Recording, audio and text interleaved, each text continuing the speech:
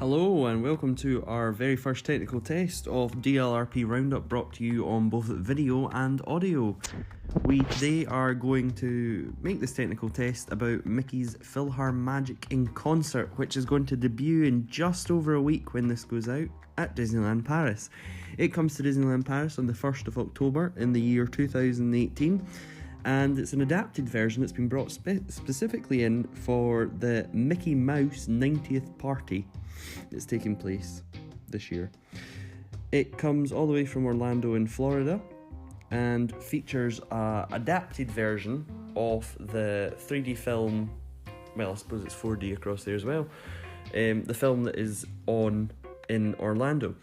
In Disneyland Paris, they are going to put it in the Discoveryland Theatre, and we are going to see a slightly different version, and I believe that just means that the side screens that take part of the Orlando version won't be in this version.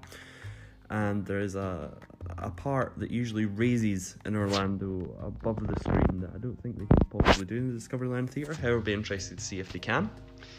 It does feature the Master Magician himself, Mickey Mouse, and also features his friend Donald Duck, who through a whimsical nonsense destroys Mickey's Philharmonic Orchestra and ends up creating some mayhem. There are huge amounts of scenes in it from huge back catalogues of Disney movies, and while it sounds like it is Mickey and Donald, the majority of the presentation is made up by other characters. So it heavily features The Little Mermaid, it heavily features The Lion King. It does a huge section of The Lion King that people just absolutely go wild for. It has a slightly more somber bit with Aladdin.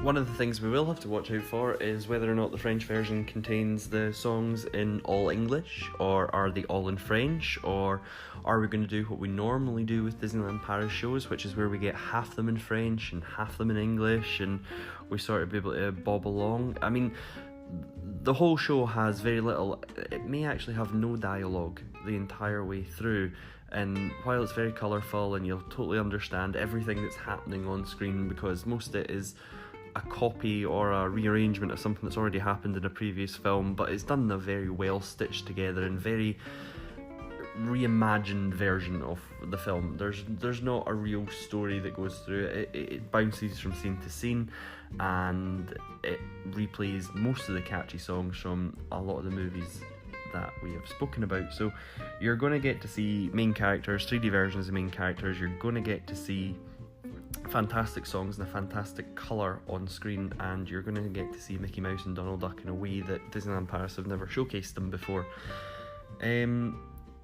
Again, I think that this is going to be a fantastic attraction for a lot of people to go and see. I think originally it's going to create some big queues, and while it doesn't hold queues very well in Orlando, I think that might be a lot to do with the fact there are so many other attractions surrounding it, and it often has very sunny weather, and the idea of going in the dark theatre and watching a 3D movie for 20 minutes sometimes isn't too appealing.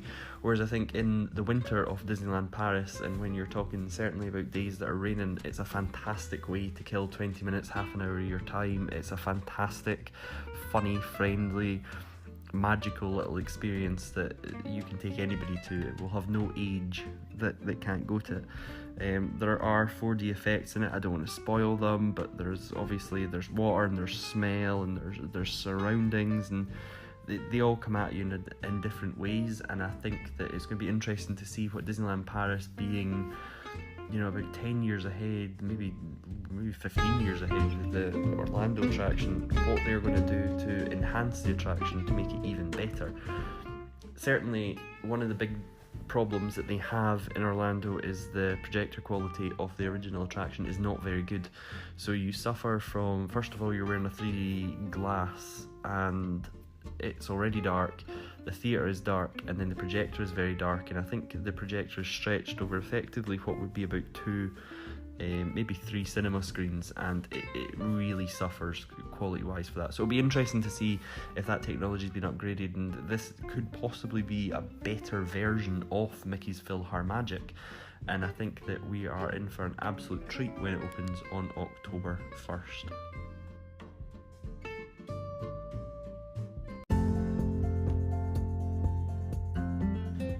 It's an interesting project that was made by Walt Disney Imagineering's creative executive Tom Fitzgerald, and from the early concept art that was drawn up by Walt Disney Imagineering, it was then taken to the Walt Disney Animation Studios, who previously had obviously made Fantasia and Fantasia 2000. And what they done is they took all the 2D characters that originally existed in all these stories and recreated them in 3D for the first time.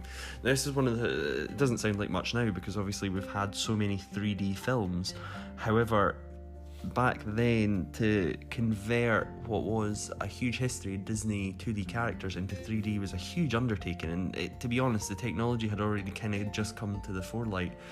And then you've got the problem that people remember the classical characters, especially with things like The Lion King. You know, it had a very distinct art style that went on and continues to go on, and they had to take from that art style and create a brand new 3D style that people would want to watch, but without it looking gimmicky or tacky or in any way not as interesting for you to watch on screen.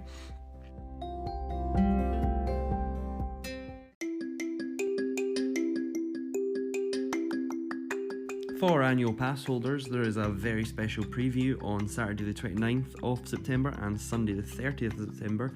So for a couple of days early, between the hours of 10 AM and 6 PM, you can go in with your annual pass. It will get checked at the door. And if you're a Magic Plus or an Infinity annual pass holder, you are going to get to see PhilharMagic in 4D before anyone else. Unfortunately, at this time, they're not allowing you to take any companions, so if your whole group don't carry an annual pass, you'll not be able to go in and see it. And of course, the annual passes have your pictures on them, so it's not as though you can sneak in and then sneakily pass your pass to someone else.